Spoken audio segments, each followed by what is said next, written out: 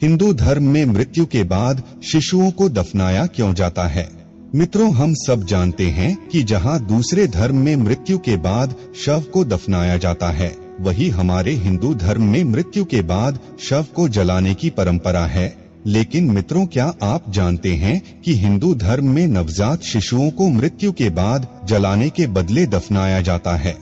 ऐसा क्यों किया जाता है?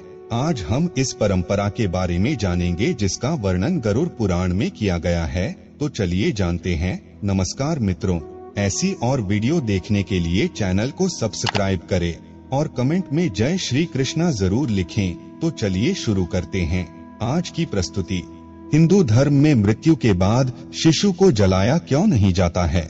गरुड़ पुराण में वर्णित कथा के अनुसार पक्षीराज गरुड़ के पूछने पर भगवान विष्णु उनसे कहते हैं, हे गरुड़, अगर किसी स्त्री का गर्भपात हो जाए या फिर यदि जन्म के बाद 2 वर्ष की उम्र तक किसी बालक या बालिका की मृत्यु हो जाए तो उसे जलाने के बजाय जमीन में गड्ढा खोदकर उसे दफना देना चाहिए और इससे अधिक उम्र के मनुष्य की मृत्यु होने पर उन्हें जलाना चाहिए।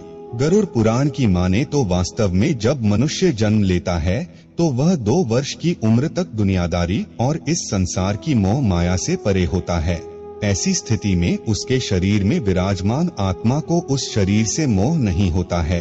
ऐसे में जब कोई 2 वर्ष से कम उम्र का शिशु मृत्यु को प्राप्त होता है तो आसानी से आत्मा उस शरीर का त्याग कर देता है और पुनः उस शरीर में प्रवेश करने की कोशिश भी नहीं करता है।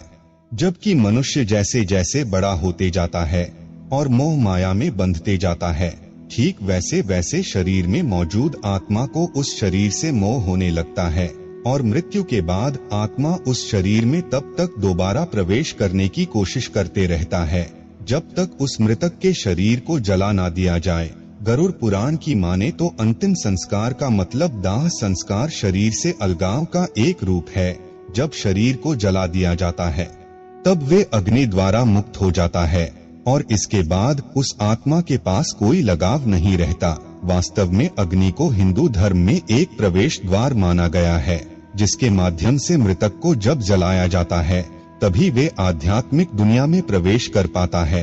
परंतु बच्चे जिन्होंने ज्यादा जीवन नहीं जिया है, उनकी आत्मा को अपने शरीर से कोई लगाव नहीं होता, इसीलिए उनकी मृत्यु हो जाने पर उन्हें जलाने के बजाय दफनाने का विधान है। इसके अलावा गरुड़ पुराण में यह भी बताया गया है कि शिशु के अलावा संत पुरुष और भिक्षुक को भी मृत्यु के बाद जलाने की वजह दफनाना चाहिए, क्योंकि ऐसा मनुष्य अपनी कठोर तपस्या और आध्यात्मिक प्रशिक्षण के बल पर अपने शरीर की सभी इंद्रियों पर नियंत्रित कर लेता है और पंच दोष यानी काम, क्रोध, लोभ, मोह और अहंकार पर विजय प्राप्त कर लेता है।